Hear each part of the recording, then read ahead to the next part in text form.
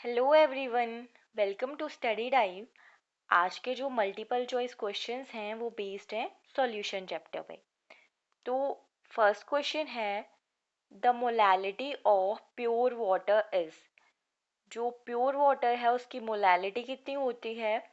तो molality of a solution क्या होती है? Number of moles of solute dissolve पर 1000 ग्राम ऑफ सॉल्वेंट। जो मोलैलिटी है उसको स्मॉल m से डिनोट करते हैं, और स्मॉल m क्या हो गया हमारे पास? Moles of solute to the weight of solvent. और वेट ऑफ सॉल्वेंट किस में होगा? केजी में होगा। और अगर इसकी जगह हम ग्राम में ले रहे हैं तो हम क्या कर देंगे? इनटू 1000 कर देंगे। तो जो मोल्स होते हैं प्योर वाटर के, वो किस तरह लेंगे हम? नंबर ऑफ मोल्स, यहाँ पे सॉल्यूट है तो कितना आ जाएगा वो? 1000/18 आ जाएगा। और वेट ऑफ सॉल्वेंट क्या होगा? 1 kg में ले लेंगे। सो हमारे पास क्या आ गया? 1000/18 आ गया। तो अब अगर जल्दी से आप इसको सॉल्व करो तो सॉल्व करके हमारे पास जो अप्रॉक्स आंसर आ जाएगा वो क्या आ जाएगा? 55.5। ठीक है। मोलैलिटी क्या होती है? Moles of solute to the weight of solvent in KG. और जो मोल्स ऑफ वाटर है वो कितना आ जाएगा हमारे पास? 1000/18 अपॉन हमने ले लिया 1 kg वेट ले लिया सॉल्वेंट का। इसको सॉल्व करके हमारे पास क्या निकल आई? मोलैलिटी निकल आई। ठीक है। तो मोलैलिटी को स्मॉल m से डिनोट किया, और अगर इसकी जगह बात करें मोलैरिटी की, मोलैरिटी को हम कैपिटल m से डिनोट करते हैं। और मोलैरिटी क्या होती है? Moles of solute to the volume of solution in litres. Okay, again अगर जो वॉल्यूम ऑफ सॉल्यूशन है वो किस में हुई? मिलीलीटर में हुई, तो हम क्या कर देंगे? इनटू 1000 कर देंगे। और ये जो मोलैरिटी ऑफ सॉल्यूशन है ना, ये क्या होती है? चेंज होती है विद टेम्परेचर। ठीक है, किसके साथ चेंज होती है? With respect to temperature. So यहाँ पे जो क्वेश्चन था वो मोलैलिटी पे बेस्ड है और हमारा आंसर निकल आया। नेक्स्ट क्वेश्चन है, the number of moles of sodium chloride in 3 litres of 3 molar solution is. तो 3 मोलार का क्या मतलब हुआ कि 1 लीटर में कितने नंबर ऑफ मोल्स हैं? 3 मोलार आ गया। और इसी तरह 3 लीटर में कितना आ जाएगा? 3 इंटू 3 इज इक्वल टू 9। सो हमारे पास क्या आ जाएंगे? Number of moles of sodium chloride in 3 litre कितने आ जाएंगे? 9। सी इज द राइट आंसर। इसी तरह नेक्स्ट क्वेश्चन है, 4 litre of 0.02 molar aqua solution. कैसा सॉल्यूशन है? एक्वा सॉल्यूशन है हमारे पास। किसका? Of sodium chloride was diluted by adding 1 liter of water। Aqua solution है। ठीक है। और क्या किया? जो सोडियम क्लोराइड है उसको डाइल्यूट कर दिया, कितना? वाटर ऐड करके 1 litre. The molality of the resultant solution is. हमें क्या बतानी है? मोलैलिटी बतानी है रिजल्टेंट सॉल्यूशन की। सो मोलैलिटी का क्या फॉर्मूला है? क्या आ गया? m is equal to moles of solute, moles of solute to the weight of solvent आ गया। और वो किस में होगा? केजी में होगा। ठीक है। सो अब यहाँ पे क्या है? हमें बतानी है रिजल्टेंट मोलैलिटी बतानी है। तो उसके लिए हम क्या कर सकते हैं? हमारे पास क्या दिया है? मोलैरिटी दी है। m कितना होता है? Number of moles of solute to the volume of solution. Okay. और हमारे पास वो गिवन है, m की वैल्यू कितनी है? 0.02। यहाँ से हम क्या निकाल सकते हैं? नंबर ऑफ या मोल्स ऑफ सोल्यूट निकाल सकते हैं, जो कितना है? n है। एंड वॉल्यूम कितनी है? 4 गिवन है। तो n की वैल्यू कितनी आ गई? 0.08 आ गई। अब हमें क्या निकालनी है? मोलैलिटी फाइंड आउट करनी है, मतलब स्मॉल m। और वो क्या आ जाएगा? Moles of solute to the weight of the solvent in KG. तो वेट ऑफ सॉल्वेंट कितना आ जाएगा हमारे पास? पहले हमारे पास 4 लीटर था, देन हमने क्या कर दिया? 1 लीटर ऑफ वाटर ऐड कर दिया। तो 4+1 कितना आ गया, 5 आ गया। n की वैल्यू कितनी दी है, 0.08/5। तो इसको सॉल्व करेंगे अगर हम, तो हमारे पास क्या आ जाएगा, 0.016। सो 0.016 कौन सी ऑप्शन में है, D is the right option. Okay, next question है, low concentration of oxygen in the blood and the tissues of people living at high altitude is due to. जो लो कंसंट्रेशन होती है ऑक्सीजन की human body में या human blood में, उन लोगों की जो कहाँ पे रहते हैं, हाई एल्टीट्यूड पे रहते हैं, किसकी वजह से होती है, लो टेम्परेचर की वजह से होती है, लो एटमॉस्फेरिक प्रेशर या हाई एटमॉस्फेरिक प्रेशर, या बोथ। सो इसका राइट आंसर क्या हो जाएगा, किसकी वजह से होगी, लो एटमॉस्फेरिक प्रेशर की वजह से। ठीक है, लो एटमॉस्फेरिक प्रेशर की वजह से जो ह्यूमन बॉडी है उसमें कंसंट्रेशन ऑफ ऑक्सीजन या एयर में क्या हो जाती है, कम हो जाती है। कहाँ पे, एट हाई एल्टीट्यूड पे। नेक्स्ट क्वेश्चन है, an unripe mango placed in a concentrated salt solution to prepare pickle shrivels because.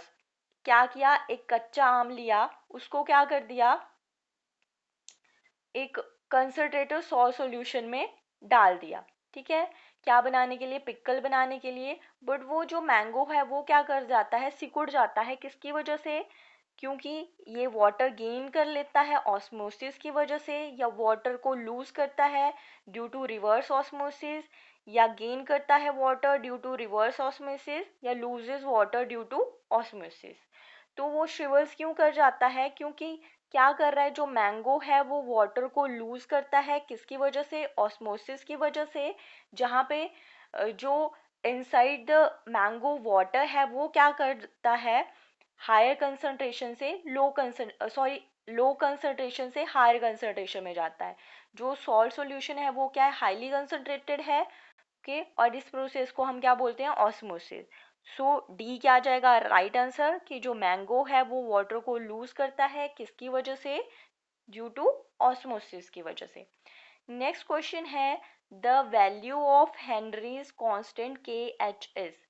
जो हेनरी कांस्टेंट है के एच, उसकी वैल्यू के बारे में बताना है कि ग्रेटर है for gases with higher solubility या greater for gases with lower solubility, constant for all gases, not related to solubility of gases.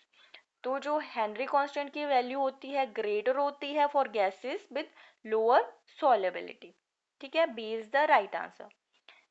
Next question है, what is mole fraction of solute in 1 molal aqueous solution.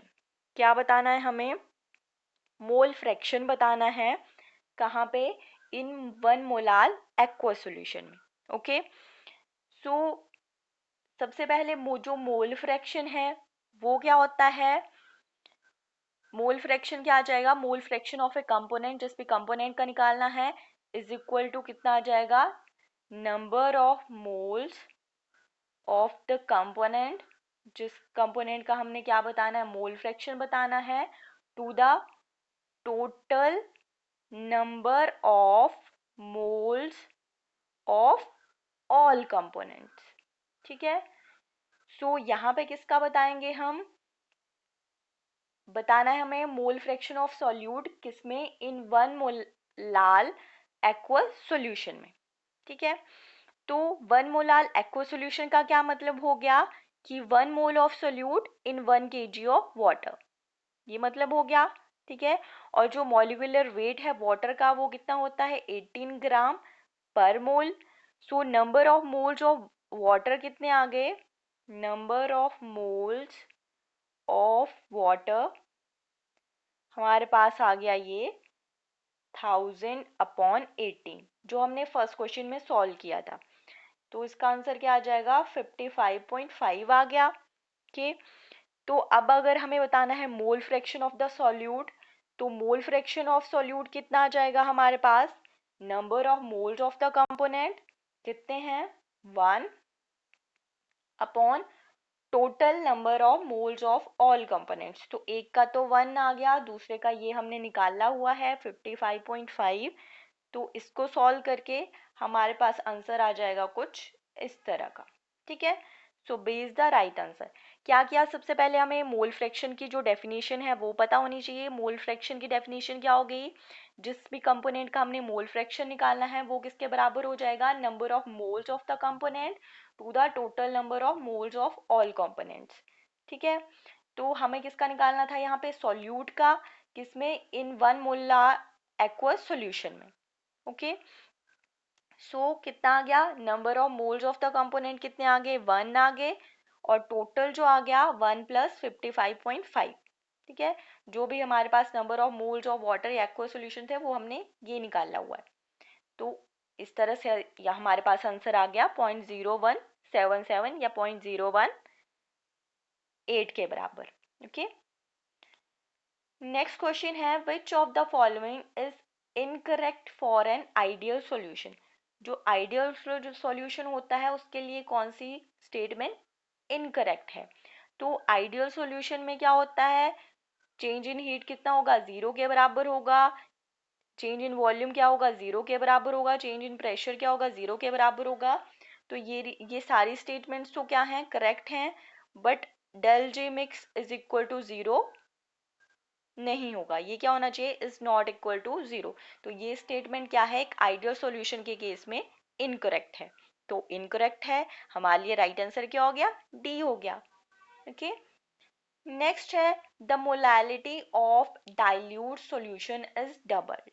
जो molality है एक dilute solution की उसको double कर दिया, the value of molar depression constant के F will be. तो जो मोलार डिप्रेशन कांस्टेंट है के एफ, उसकी कितनी वैल्यू होगी। तो जो मोलैलिटी है और डिप्रेशन कांस्टेंट है ये दोनों क्या हैं, एक दूसरे के इंडिपेंडेंट हैं। तो हम मोलैलिटी को डबल कर दें, ट्रिपल कर दें, हाफ कर दें, उससे जो हमारा डिप्रेशन कांस्टेंट है के एफ, उस पर कोई इफेक्ट नहीं पड़ने वाला है। तो क्या हो जाएगा, के एफ की वैल्यू क्या हो जाएगी, मोलैलिटी के डबल कर देने से अनचेंज रहेगी। सो सी क्या आ गया हमारे पास, राइट आंसर आ गया। अब आज के लिए जो लास्ट क्वेश्चन है वो है, benzoic acid when dissolve in benzene. Benzoic acid को जब हमने डिसॉल्व कर दिया बेंजीन में, which of the following is correct. अब हमें बताना है कि इनमें से कौन सी स्टेटमेंट करेक्ट है। तो फर्स्ट स्टेटमेंट क्या है, the benzoic acid will undergo dissociation, या जो बेंजोइक एसिड है will undergo association. Observed molar mass of benzoic acid in benzene will less than normal molar mass, या observed molar mass of benzoic acid in benzene is more than normal molar mass।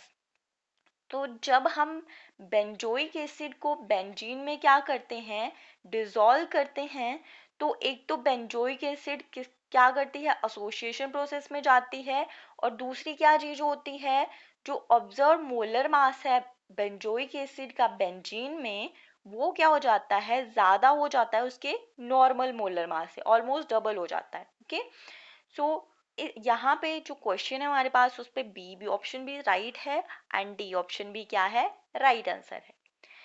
Okay, so that's all for today, thank you for watching.